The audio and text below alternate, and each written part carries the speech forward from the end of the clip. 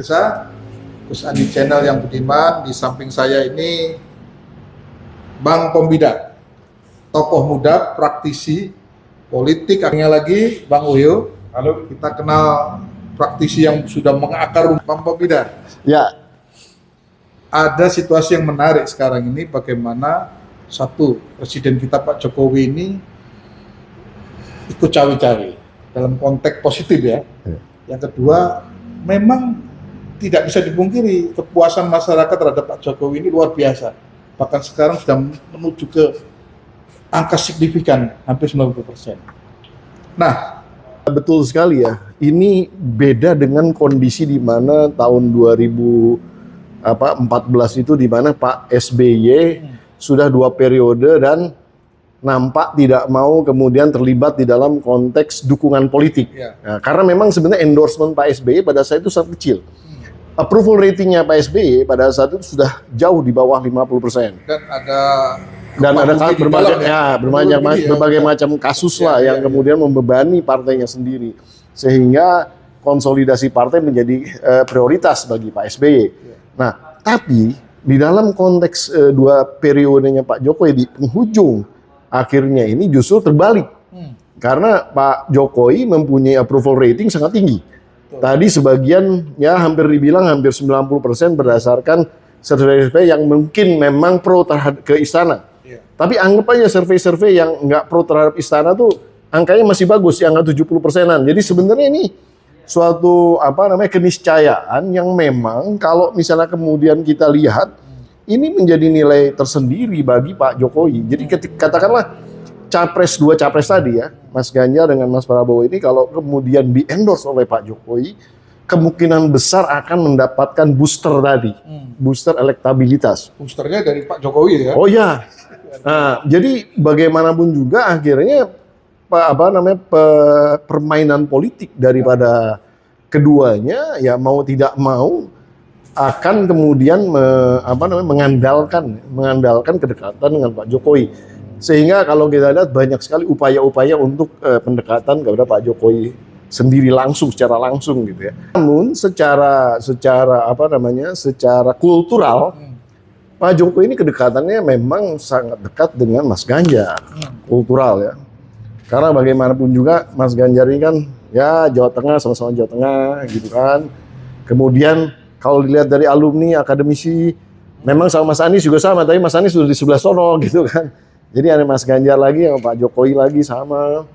Kemudian juga karakternya hampir mirip, partai pendukungnya juga sama. Nah, bahasanya juga sama gitu, bahasa kromo inggilnya pasti sama gitu kan. Nah, jadi ini yang akan kemudian merekatkan mereka. Walaupun kita juga melihat upaya dari Mas Prabowo untuk melakukan pendekatan secara khusus ke Pak Jokowi juga tidak bisa dihitung secara istilahnya nihil gitu. Jadi itu secara real diupayakan oleh Mas Prabowo sendiri gitu. Jadi kalau saya lihat ya memang ini pada akhirnya tergantung daripada istilahnya perkembangan politik ke depan. Kalau pada saat ini ya saya akan bisa bicara bahwa kedekatan Mas Ganjar dengan Pak Jokowi itu yang paling dekat. Bahkan kalau kita boleh simpulkan, Pak Ganjar ini, Mas Ganjar ini dinominasikan oleh PDI Perjuangan dengan juga dukungan dari Pak Jokowi, kira-kira seperti itu. Jadi artinya ini semuanya tatanannya sangat-sangat ideal di dalam konteks endorsement.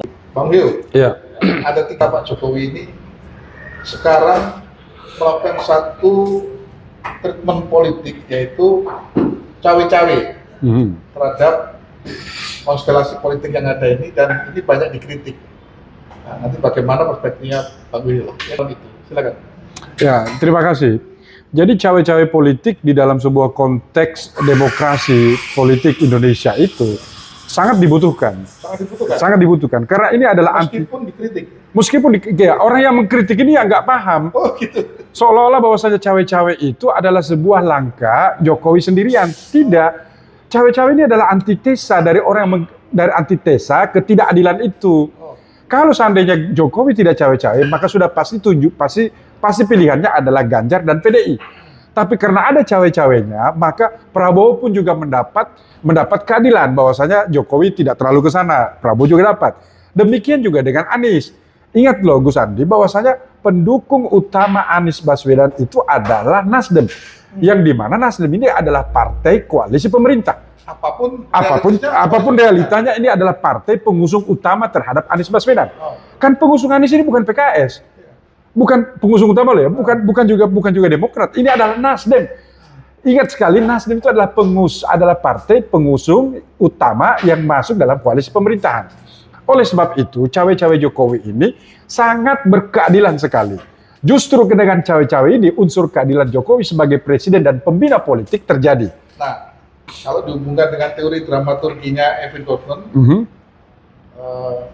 front state dan back state. Ya. Apakah Pak Jokowi memainkan peran ini dalam konteks ini? Dalam konteks negara demokratis seperti kita ini kan sistem presidensial. Sebenarnya tidak usah Jokowi untuk bersembunyi atau apapun, karena pada faktanya tidak ada oposan di dalam sistem presidensial ini. Artinya presiden sangat kuat sekali ketika beliau sudah menguasai seluruh konstelasi politik yang ada. Artinya apa? Jokowi bisa memastikan bahwasanya stabilitas itu tercipta selama pemerintahan beliau. Nah, yang menjadi permasalahan nanti ke depan adalah apakah pelanjutnya presiden berikutnya mampu melanjutkan pembangunan itu. Nah, oleh sebab itu sebagaimana yang dikatakan oleh Bro Pumpida tadi di awal, untuk mengetahui ini maka satu, Jokowi harus melakukan cawe-cawe ini. Pertama, untuk memastikan bahwasanya capres yang akan datang setelah Jokowi ini melanjutkan pembangunan yang dilanjutkan oleh Jokowi. Yang kedua adalah ini test the water. Bahwasanya seluruh capres ini memiliki ideologi yang sama terhadap pembangunan Indonesia. Yang berkelanjutan loh, yang sudah dibangun sekarang hari ini.